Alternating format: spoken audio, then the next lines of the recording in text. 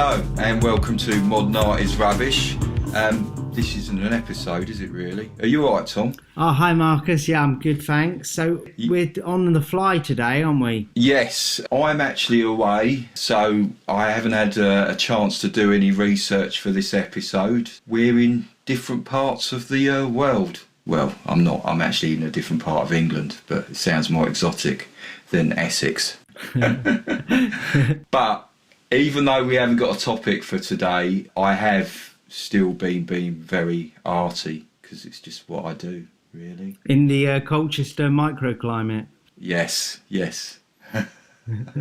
It's full of history here, actually. For those who don't know about Colchester, it's the oldest recorded town in Britain, and it's got a very nice park and a castle. And that's all I wish to say about Colchester, really. So, anyway, Tom, I was watching a film called Loving Vincent, and it's on Netflix here. Have you seen it? I've seen the trailer. I've seen various trailers from it.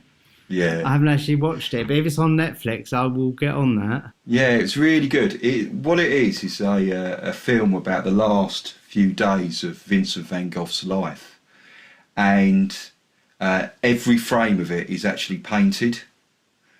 So there's over like 60,000 odd paintings or extra painted frames made for this piece, and it was really interesting. I think what they actually did was they filmed actors with a green screen background, and they mixed it in with real paintings and painted over the top. So it's just a film, and it's done in the same style as Vincent van Gogh. It's a really, really interesting and definitely worth a watch. How long is the movie? It's not like a 3 hour, as you can imagine, by just the sheer amount of time that it would have taken. But it's just over an hour and so. It's an interesting visual film. Story-wise, we know the story because, of course, we all, and as you all at home would have been listening to our episode on Vincent, and if you haven't, I thoroughly recommend it. He was a wicked little linguist, wasn't he? Oh yeah, he was. Oh. Sorry. Yeah. Ignore that. Yeah. Other translation services are available. Yeah, so I really enjoyed it. I recommend looking at it. I mean, something else I found out was interesting about it is it uses over 90 of his paintings. So you can actually see a lot of his paintings appearing in the film. They've obviously been changed because some of them would have been made originally in portrait, and a film is obviously in landscape. So there'll be little touches added by the artists, but it really keeps well to the spirit of Van Gogh. So I thoroughly recommend that. Fantastic. Yeah, sounds great. Yeah, good.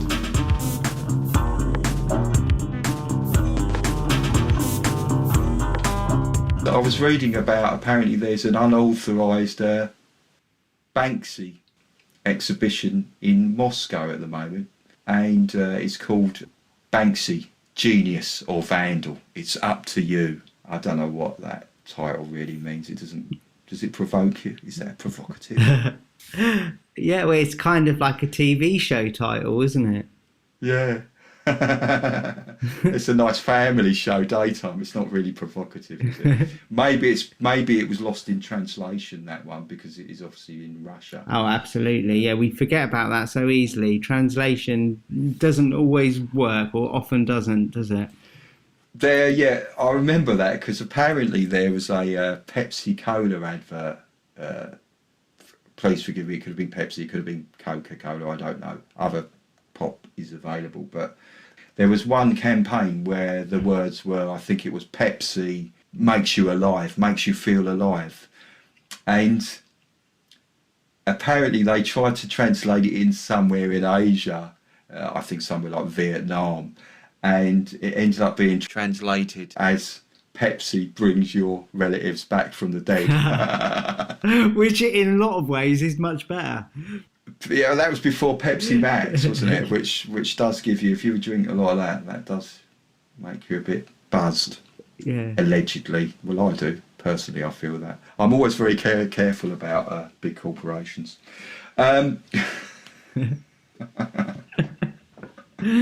So this street art thing, apparently Banksy got to hear about this via someone on Instagram. I actually found the Instagram conversation that a guy who contacted him. So for this, I shall be playing the part of Banksy. And Tom, can you play the Are we part of going to do informant? a recreation of this whole conversation? Yes, we are, Tom. I think that's what people want, isn't it? They want a recreation of this guy. I'm guessing Banksy's accent here. I have no information or inside information as to whether Banksy's accent might sound like this, but I've. Okay, I'll be the so I'm going to contact Banksy. All right. Okay. All right. Okay, let's get in roll. Okay. Okay, maybe I'll intro it. I'm going to tell Banksy about this image. I'm going to share it to his Instagram message. Hey, Banksy, have a look at this. I saw this and thought of you. You're funny. What the hell is that? It's an exhibition of your work in Moscow. They're charging 20 quid to get in. Lol. I wish I could find it funny. What's the opposite of LOL? I think it's lol. You know it's got nothing to do with me, right? I don't charge people to see my art unless there's a fairground wheel. They've made it look kind of legit. I think you should probably do something. Can't you put out a press release? I'm not sure I'm the best person to complain about putting up pictures without getting permission. Nah, mate. It's the principle. It's a rip-off. You have to do something. I wouldn't know where to start. By posting a screen grab of this conversation, you numpty. LOL. So, as you can hear, I mean, I think Banksy didn't really know about it, but there was a problem because, of course, Banksy has now had this conversation with someone on Instagram. They're now seizing upon it as if it's a kind of acknowledgement by Banksy of an unofficial exhibition. Right, well, the Moscow Gallery. Yeah, they're now saying, look, he's kind of like commented on it, so therefore it's a kind of like, it's giving us a bit of kudos. Banksy knows about my exhibition, so nice. Yeah, they'll be selling like cider and pies outside, won't they? Yeah, just for the record, I know I said this at the start, but I really have no idea if Banksy sounded like that. Oh, come on, he obviously sounds like that. Everyone knows he speaks with a really strong West Country accent. Yeah, I don't know if you tinge with a bit of Suffolk. Yeah.